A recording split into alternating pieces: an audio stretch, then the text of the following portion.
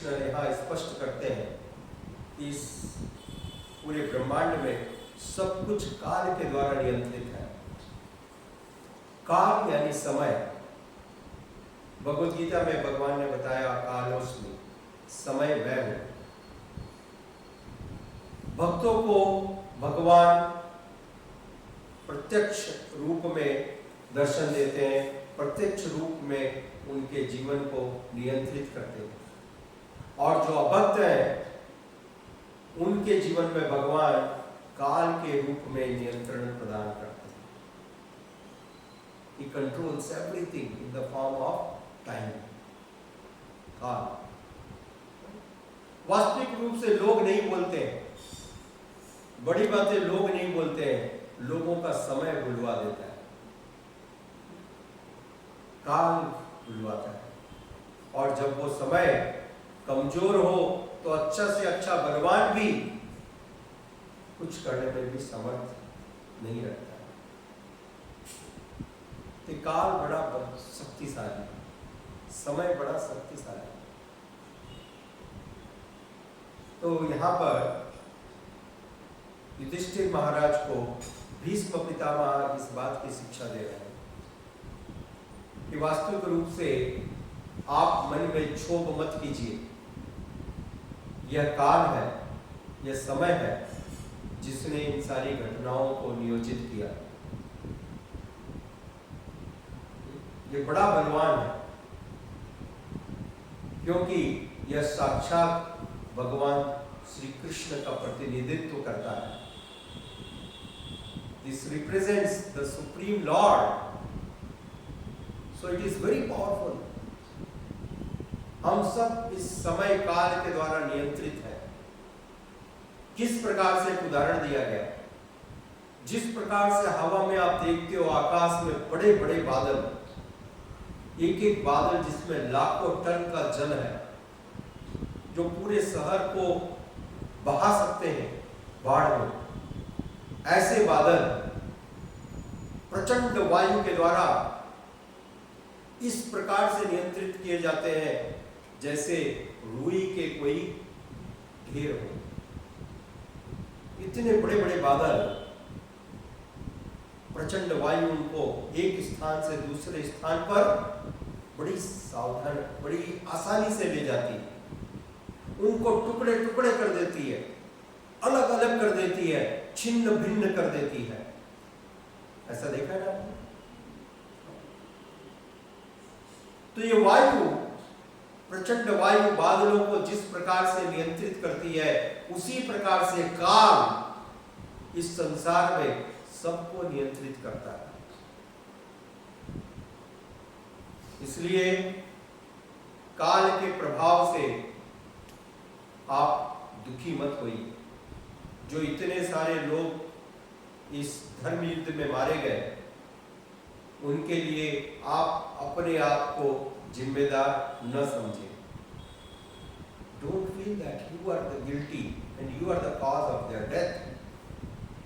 नहीं, वास्तविक रूप से ये समय है, ये काल है, और सब कुछ इस काल के द्वारा नियंत्रित किया जाता है। इसलिए भगवद गीता में भगवान श्री कृष्ण ने बताया किस प्रकार से युद्ध प्रारंभ होने के पहले जब भगवान ने विराट रूप का दर्शन दिया अर्जुन को, तो अर्जुन ने देखा कि काल के रूप में भगवान के मुंह के अंदर सारे के सारे योद्धा, यहां तक कि भीष्म पितामह, द्रोणाचार्य, कृपाचार्य, सारे के सारे योद्धा भगवान के मुंह के अंदर प्रवेश कर रहे हैं। Everyone is entering. तो ये काल है, भगवान सर्वशक्तिशाली काल है जो सब कुछ को नियंत्रण करते हैं। इसलिए शास्त्रों में बताया गया, एक बहुत सुंदर उदाहरण दिया गया, ये काल तो सबको पीसेगा, ये काल सबको। शास्त्र में एक उदाहरण दिया गया चक्की का, ये काल की चक्की, ठीक है। तो ये सबको अपने अंदर लेने वाली है, परंतु आप जानते होंगे जिन्होंने चक्की पीसी है कि उस चक्की में एक धुरी होती है, राइट? और उस धुरी के नजदीक जो दाने रहते हैं वो पीसे नहीं जाते। उस धुरी के नजदीक रहने वाले दाने पीसे नहीं जाते हैं और पूरी चक्की के सारे दाने पीस करके पाउडर बन जाते हैं। यह है रहस्य। भगवान के चरण कमल काल की धुरी है। ध्यान से इस बात को समझने का प्रयास कीजिए। भगवान के चरण कमल काल की धुरी है और चूंकि भक्तगण भगवान के चरण कमलों के इतने नजदीक रहते हैं, हमेशा भगवान के चरण कमलों के आश्रित रहते हैं, करीब रहते हैं, इसलिए ये काल का प्रभाव भगवान के भक्तों के ऊपर प्रभावित नहीं करता। पूरी सृष्टि को काल का प्रभाव प्रभावित कर रहा है, परंतु चूंकि भगवान के अनन्य भक्त भगवान के चरण कमल काल के केंद्र है। समझे? काल के केंद्र है और भक्तगण केंद्र के इतने समीप हैं। इस कारण से ये काल भगवान के अनन्य भक्तों के ऊपर प्रभाव नहीं डालता। आचार्यों ने उदाहरण बताया। दिस इज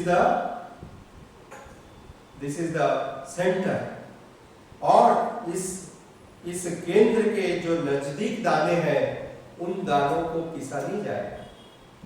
चक्की चलती रहेगी, पीसते रहेगी, सबको पाउडर बना देगी, परंतु जो दाने इसके नजदीक थे वो बचे रह गए।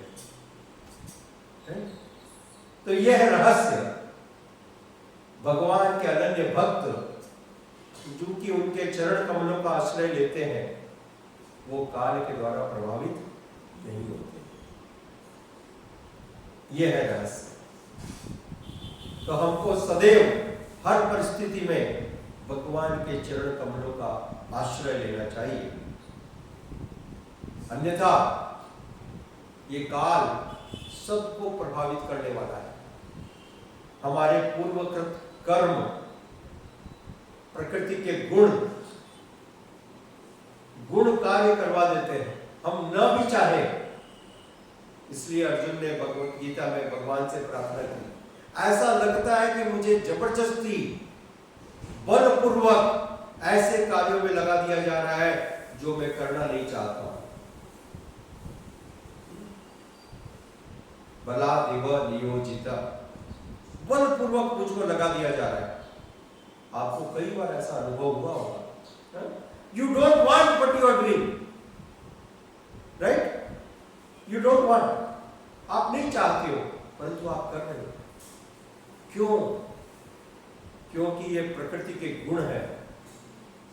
कारण गुण संगस्य, भगवत गीता में भगवान श्री कृष्ण कहते हैं, कारण गुण संगस्य तत्सदसत 24 जन्मसु। ये जो प्रकृति के गुण है अत्यंत शक्तिशाली है। बलपूर्वक मनुष्य को उसकी वृत्ति के अनुसार ऐसे कार्यों के अंदर नियोजित कर देते हैं। तो यदि आप चाहते हो कि प्रकृति के इन गुणों का प्रभाव हमारे ऊपर न हो, they should not work on me, should not force me in such abominable activities, then तो हमको इन गुणों के प्रभाव से बाहर निकलना होगा। और गुणों के प्रभाव से बाहर निकलने का एकमात्र उपाय है, भगवान श्री कृष्ण ने भगवत गीता में अर्जुन को बतलाया, हे अर्जुन, इन 3 प्रकार के गुणों के प्रभाव से ऊपर उठो। 3 प्रकार के गुणों के प्रभाव से ऊपर हो।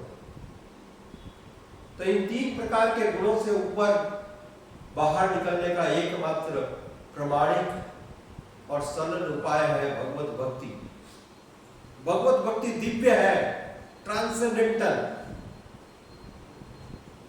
It is not in the mode of goodness, not in the mode of passion, neither in the mode of ignorance. इन तीनों गुणों के प्रभाव से ऊपर है, बाहर है ये भगवत भक्ति, इसलिए इसको दिव्य बताया गया। दिव्य, ट्रांसेंडेंटल, दिव्य। तो चूंकि भक्त इस भगवत भक्ति के अंदर स्थित होता है, इसलिए वो भी दिव्य स्थिति को प्राप्त करता है। He becomes transcendental. He is not being controlled by these 3 modes of material nature. ये पूरा संसार प्रकृति के 3 गुणों के द्वारा नियंत्रित किया जाता है, सत्व रजः तमो गुण। परंतु भक्त इन 3 गुणों के प्रभाव से प्रभावित नहीं है। क्यों?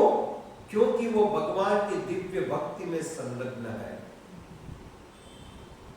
तो यदि आप चाहते हो कि प्रकृति के गुण मेरे ऊपर प्रभाव न करें, अन्यथा ये गुण आपको न चाहते हुए भी पाप कार्यों में नियोजित कर देंगे।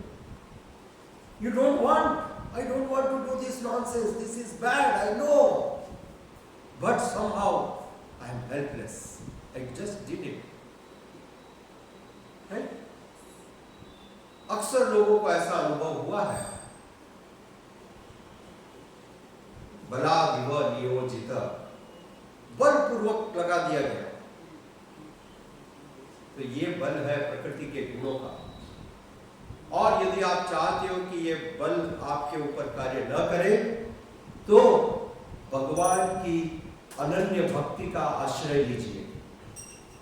Therefore, it is necessary to strictly follow the regulative principle, chant the prescribed rounds very attentively.